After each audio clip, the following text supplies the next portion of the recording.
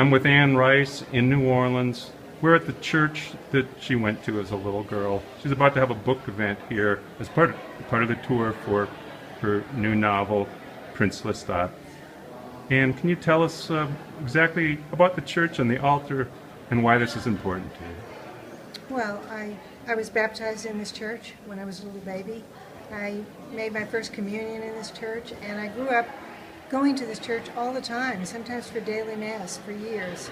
And I went to school just a half block from here for the first 4 grades, and this was a church that was beloved by our family. In the 1850s, it was the Irish immigrants, like my family, that built this church.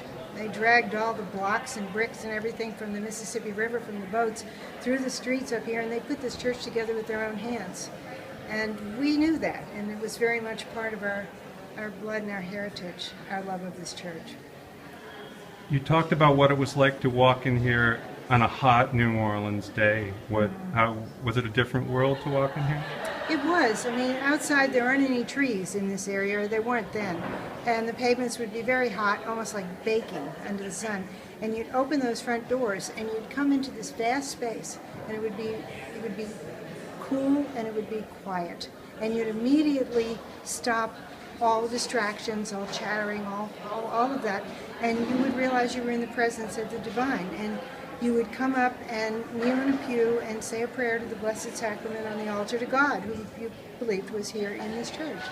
And it was a wonderful experience, and we loved to drop in at church, pay a visit to the Blessed Sacrament, just talk to Jesus for a few minutes, and then go back to whatever we were doing.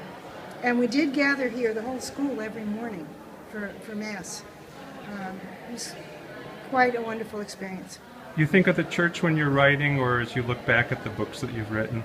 This church in particular, this space.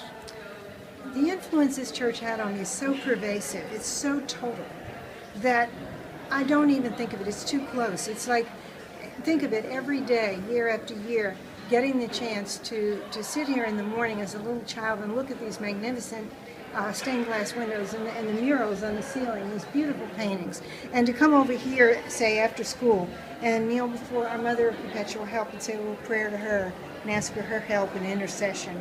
You know, that's so much a part of my life that it's just in my blood. I don't really think of it consciously, but when I step back and I'm asked to think about it, I can see that this Italian Baroque edifice, this place influenced everything that I ever wrote and everything I became.